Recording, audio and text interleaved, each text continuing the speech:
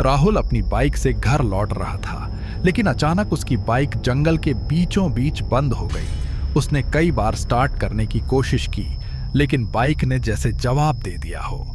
मजबूर होकर उसे पैदल ही आगे बढ़ना पड़ा। जंगल में अजीब सी ठंडी हवा चल रही थी।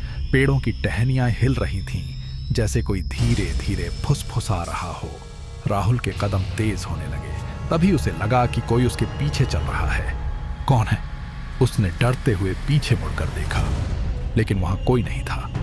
वह फिर आगे बढ़ा, लेकिन अब उसे साफ साफ किसी के कदमों की आवाज सुनाई दे रही थी।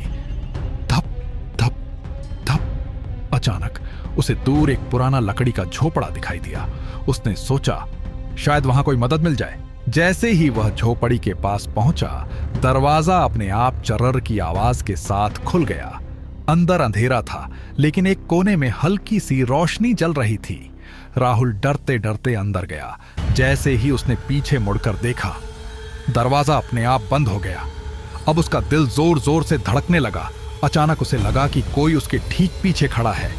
धीरे धीरे उसने मुड़कर देखा।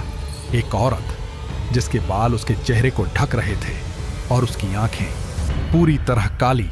वह औरत धीरे धीरे उसकी तरफ बढ़ने लगी। राहुल चीखते हुए दरवाजा खोलने की कोशिश करने लगा, लेकिन दरवाजा नहीं खुला। तभी उस औरत की आवाज आई, तुम भी यहीं रह जाओगे? अगली सुबह कुछ लकड़हारे उस जंगल से गुजर रहे थे। उन्हें रास्ते में एक टूटी हुई बाइक मिली, लेकिन राहुल कहीं नहीं मिला। सिर्फ उस पुराने झोपड़े के अंदर दीवार पर एक नया निशान था, जैसे किसी ने नाखूनों से लिख दिया हो, मैं यहां हूं। और उसके नीचे ताजा खून के निशान। उस दिन के बाद जो भी उस जंगल से गुजरता है, उसे किसी के कदमों की आवाज जरूर सुनाई देती है।